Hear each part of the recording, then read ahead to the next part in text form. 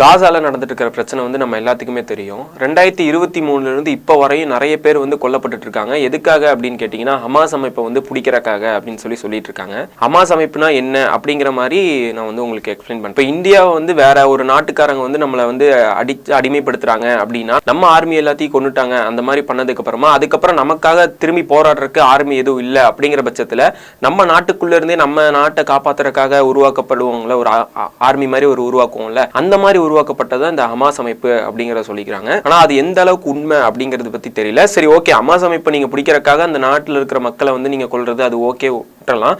2023 அக்டோபர்ல இருந்து இப்ப வரை எவ்வளவு பேர் அங்க காசால அந்த பாலஸ்தீன மக்கள் வந்து இறந்து போயிருக்காங்க அப்படின்னு பாத்தீங்கன்னா 56,331 பேர் பக்கம் இறந்து போயிருக்காங்க.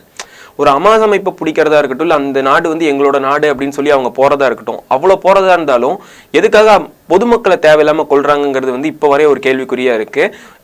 ரீசனா வந்து இந்த ஈரான் ஈராக் பிரச்சனை நடந்திருக்கும், அந்த டைம்ல கூட நம்ம போய் பேசியிருப்போம். என்ன எதுக்காக சண்டை போடுறாங்க, பொதுமக்கள் பாதிக்கப்படுறாங்க, ஏன் நம்ம இந்தியாவில் இருக்கிறவங்க கூட அங்க இருக்காங்க, அவங்களுக்கு ஆபத்து வந்துருமோ அப்படின்னு சொல்லி பேரண்ட்ஸ் பயந்துட்டு அவங்கள நம்ம நாட்டு இந்திய அரசு கிட்ட கேட்டு அவங்கள இந்த இந்தியாவுக்கு கொண்டு வந்தது அது எல்லாமே வந்து நம்ம பார்த்துருப்போம். ஆனா இவ்வளோ வருஷமா வந்துட்டு அங்க இருக்கிற சின்ன சின்ன குழந்தைகள் அவங்களாம், நான் கேட்குறேன், ஒரு ஹமாஸ் அமைப்புல குழந்தைகள் இருக்காங்களா, ஏன் அவங்கள கொல்லணும்? இளம் பெண்கள் வயதானவங்க இருக்காங்க, பெண்கள் இருக்காங்க, சின்ன குழந்தைங்க இருக்காங்க, பெண்கள் இருக்காங்க, அவங்கெல்லாம் வந்து ஹமாஸ் அமைப்புல இருக்காங்களா என்னங்கிறதுன்னு தெரியல. ஆனா நிறைய பேர் கொன்னது பார்த்தீங்கன்னா அப்படிதான் கொல்றாங்க. நம்ம நிறைய வீடியோஸ் பார்த்துருப்போம். இஸ்ரேல் காசாக்கு நடந்த பிரச்சனையில நிறைய வீடியோஸ் பார்த்துருப்போம். பாலஸ்தீனுக்கும் இஸ்ரேலுக்கும் நடந்துட்ட பிரச்சனை அதெல்லாமே பார்த்துருப்போம். ஒரு முழு நாட்டில இருந்து சண்டை போட்டு அந்த நாடு எங்களோடது அப்படிங்கறத அவங்க சண்டை போடுறதா இருக்கட்டும், ஓகே, அது அவங்களுடைய தனிப்பட்ட அந்த ரெண்டு நாட்டுடைய தனிப்பட்ட கருத்து, அது கூட நம்ம போக விரும்பல. நான் இந்த வீடியோல எதை பத்தி பேசுறோம் அப்படின்னு பாத்தீங்கன்னா, பொதுமக்கள் தேவையில்லாம பாதிக்கப்பட்டு இருக்காங்க. இப்ப லாஸ்டா வந்து உணவுக்காக போன இடத்துல தான் இப்ப கொண்டுட்டு இருக்காங்க. ஃபர்ஸ்ட் இடத்துக்காக கொண்டுட்டு இருந்த இடத்துல உணவை தேடி போற மக்களை வந்து கொண்டுட்டு இருக்காங்க. அங்க சின்ன குழந்தைங்க வந்து இப்ப நம்மளே நார்மலா ஒரு 2-3 சின்ன பசங்க இல்ல வேற யாராவது வந்து ஒரு ஸ்டார்டிங் டைம்ல ஒருத்தன் வந்து திருட போறான் அப்படின்னு பாத்தீங்கன்னா வீட்டுல ஏதோ பசிக்காக அந்த மாதிரி தான் வந்து திருட ஆரம்பிப்பாங்க. நம்மளே நிறைய கேள்விப்பட்டிருப்போம். பசியில வந்து நான் திருடிட்டேன் அந்த மாதிரிலாம் வந்து நிறைய பேர் பண்ணி நம்ம பார்த்துருக்கலாம். ஒரு 2-3 நாள் நம்ம சாப்பிடாம இருந்ததுக்காகவே அந்த மாதிரி திருடக்கூடிய இந்த மாதிரி சூழ்நிலையில அங்க வந்து தன்னோட குழந்தைங்க கூட இருக்கிற மனைவி அப்புறம் பெற்றோர்கள் இவங்க எல்லாரும் சாப்பிடாம இருக்கிற நிலைமையை பார்த்துட்டு ரொம்ப நாளாவே அவங்க பற்றாக்குறையா இருக்குன்னு வந்து சொல்லிட்டு இருக்காங்க. சாப்பாடு பற்றாக்குறை. ஐநால இருந்து காசா கொடுக்கப்பட்ட உணவுகளையும் வந்து இஸ்ரேல் ஆர்மி வந்து தடுத்து வச்சிருக்காங்க அப்படிங்கறத வந்து நம்ம போன வீடியோல பார்த்தோம். அதே மாதிரிதான் இப்பயும் வந்து தடுத்துட்டு இருக்காங்க. லாஸ்டா பாத்தீங்கன்னா அவங்க உணவுக்காக போன இடத்துல வந்து ஒரு 10 பேரை பக்கம் சுட்டு கொண்டிருக்காங்க. அது மட்டும் இல்லாம போன 28ஆம் தேதி பாத்தீங்கன்னா 61 பேரை வந்து சுட்டு கொண்டிருக்காங்க.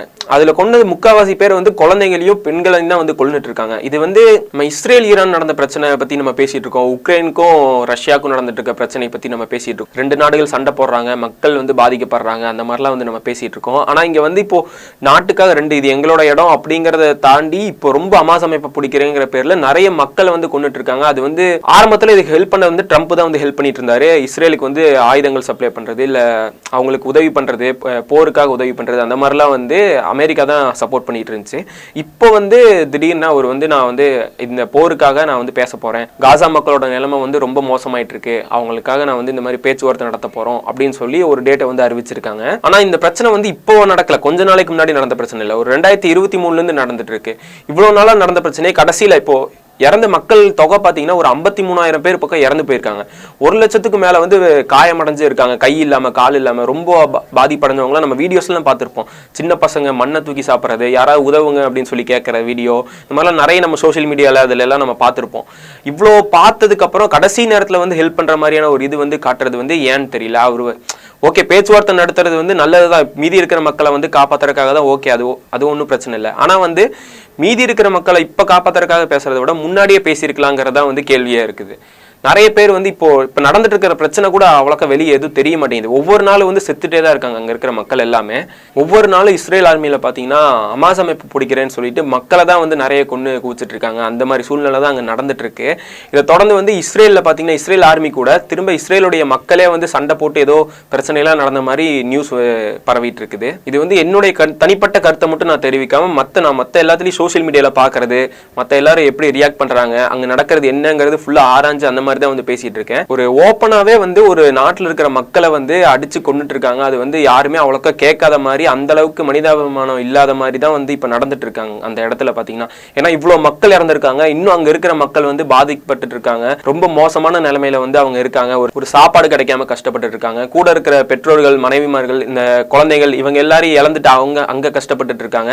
உணவு தேடி போற இடத்துல உணவு எடுக்கிறக்காக இல்ல உணவுக்கு வெயிட் பண்ணிட்டு இருந்த இடத்துல எல்லாம் அவங்கள வந்து சுட்டு கொல்ற மாதிரியான இஸ்ரேல் ஆர்மி வந்து சுட்டு கொண்டுட்டு இருக்காங்க. இந்த மாதிரி காட்சிகள், இந்த மாதிரியான செய்தியெல்லாம் வெளியே வந்துட்டு இருக்கு.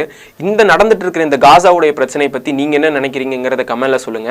இதே மாதிரியான ஒரு யூஸ்ஃபுல்லான வீடியோல வந்து நான் உங்களை அடுத்த வீடியோல வந்து சந்திக்கிறேன்.